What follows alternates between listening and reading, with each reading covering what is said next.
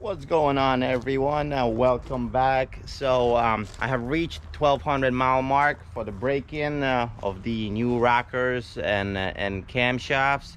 So it's time to pull the valve cover and recheck everything, make sure there's no excessive wear, recheck the valve clearances, and after we do so, we could finally push the engine to the limit and to tune it to see what kind of power that it puts out. Let me tell you, this was the longest and most boring 1200 miles I have ever driven. I was shifting gears at like 4500 RPMs max, did not go past 5000, maybe once or twice. I just didn't want to take a risk. I wanted everything to mate properly. So but finally we have reached that mark, so everything should be good. As far as driving impressions, there's no odd noises, everything works like it sounds like it should.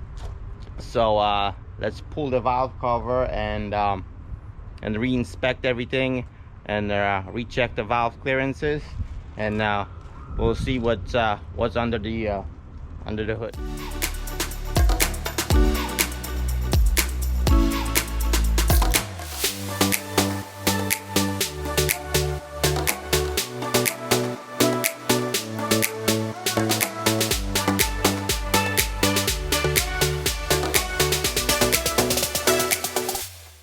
Alright, so I pulled the valve cover and guess what? There's nothing damaged. Everything is nice and as it should. There's no damage I could spot on the lobes, so the break-in went well so far. I'm not sure if you could tell from the camera, but the lobes look just they have no scarring, so everything is mating properly. If you aren't familiar, check out my prior video where we had to pull the cams because one of the shims decided to evacuate itself and destroyed the camshafts. There's going to be a link down below, but for now I'm going to check the valve clearances, make sure there's no excessive gaps anywhere, and the lashes according to spec. So let's do that real quick and we'll report back how many shims actually needed replacing and how many were up to spec.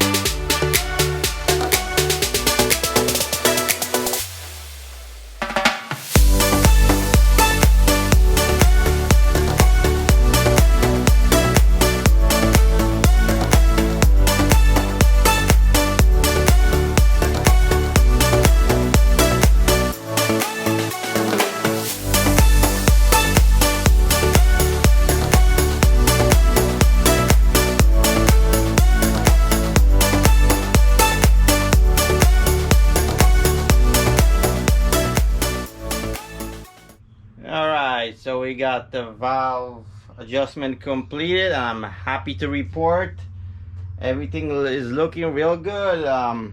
Examined each lobe individually and there's none of them. Most of the valves needed were probably about size off. Most of the valves, the gap went up to 0.27 millimeters, which is normal in the break-in process. So I basically just adjusted the shims on most of them, probably around, I would say, let's see, let me look at my my sheet over here, probably about 18 valves needed adjustments, which is only about size up. So they were bigger or only one size, so nothing major, but everything is looking good. So so let's put everything back and fire it right back up. And just like that, I assembled it real quick.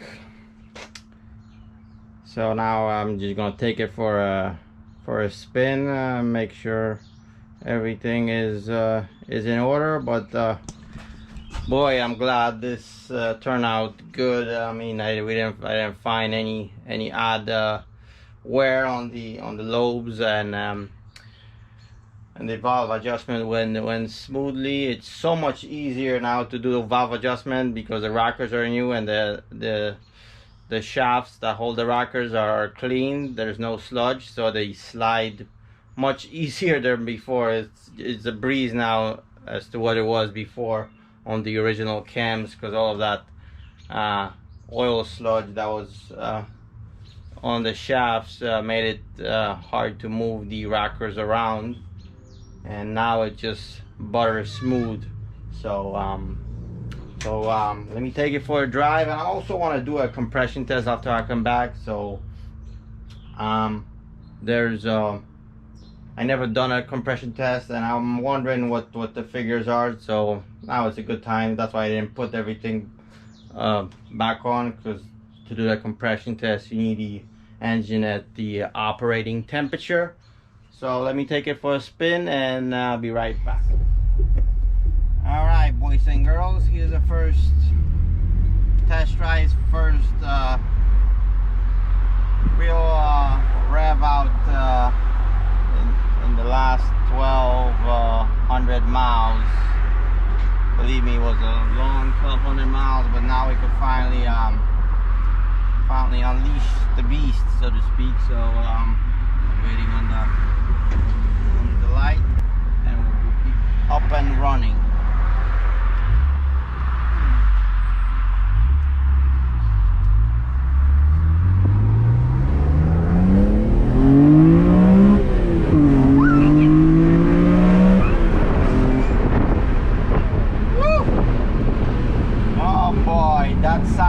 Gets old. It just proves that you can't drive this car revving to like 4.5, 5,000 RPMs. You gotta you know, rev it all the way out, or otherwise it just doesn't do it. It's amazing.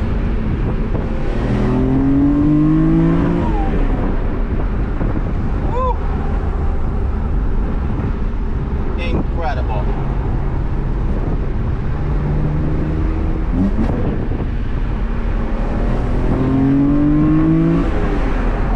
Too bad that there's traffic around, so can't really open things up, but hey,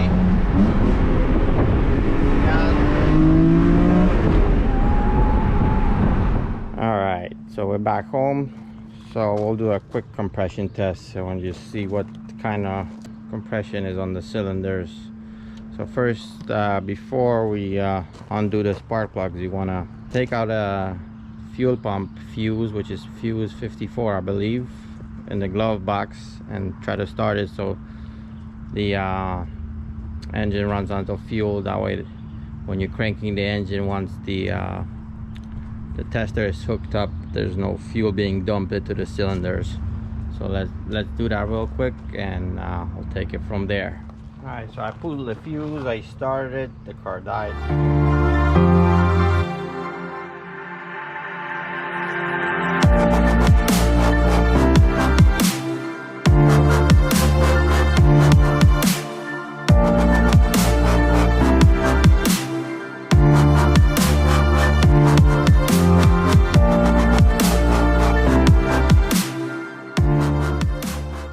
All the plugs, took out our ignition coils.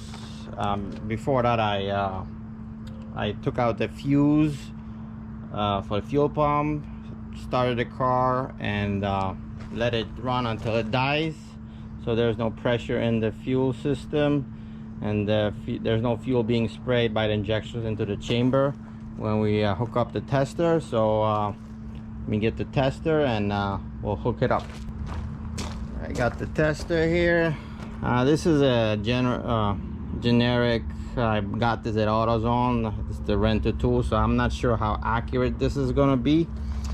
But like I mentioned before, I never done an actual compression test on this before. I figured it'd be a good time right now.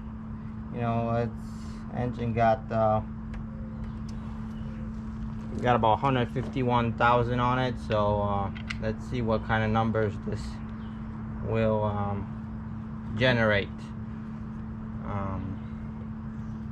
So everything is open, so let's now let's go and crank it up a few times.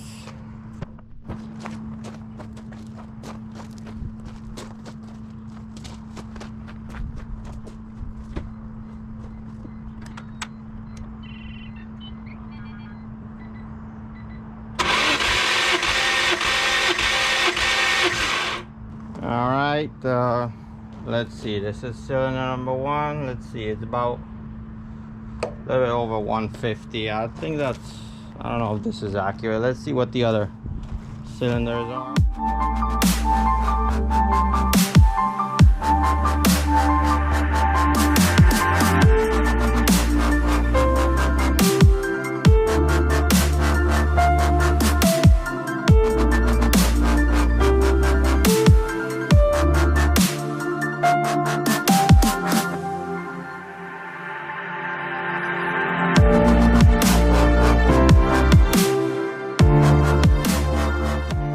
The sequence through all the cylinders, and here are the results. So pretty much, like I said, I don't know how accurate this thing is. This is, like I said, general AutoZone stuff, so it's probably not the most accurate thing in the world, but pretty much all the cylinders read about between 1 to 3 read 152 psi, and 4 through 5 read 150 even on the last 3 cylinders. So I think that's the number 150. It's 152. It seems kind of low, but like I mentioned, I don't know how accurate this thing is. So, but what I was looking for is there any big difference between any of the cylinders? Like, for example, if one of them would read like 180 and rest of them would only read, like, say for example, 140.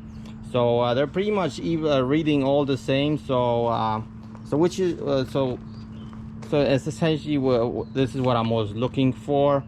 Like I mentioned, I don't know how accurate this thing is. So if I'll probably try a different tester, it might read higher, or it might not. It might be the same. So, but from what I remember, I think most of these should read around 180. So I'm not sure if it's the tester or maybe the engine is showing its age. But I mean, it's when you're driving it, it doesn't feel like it's old at all. It pulls very hard. So I'm assuming it's the tester, and I'm actually glad that that I did this. So I have a somewhat a picture of the compression numbers. At least I know that all the cylinders have pretty much the same compressor, whether it would be 150 or whether it would be 180. It's all the same across all cylinders, so it's not like one cylinder is extremely high and one is reading really low. So I'll probably repeat this with a better quality piece of testing equipment, but for now let me bolt it right back up, and we'll take it from there. All right, she's back together in full form. I finally put the air cabin tray in. I was driving it like that, believe it or not, for the whole 1,200 miles that I was doing the break-in, and all this piece wasn't installed, and the strut bars. So I was finally able to install everything. So thankfully this part is complete. So now what's gonna happen next is we gotta fine-tune the tune. We're gonna schedule some dyno time, and Hassan is gonna do his thing to max out the full potential of the airbox and the cams. So stay tuned for the next episode, and we'll see what kind of power we can make on the dyno. So I'll see you soon. Peace.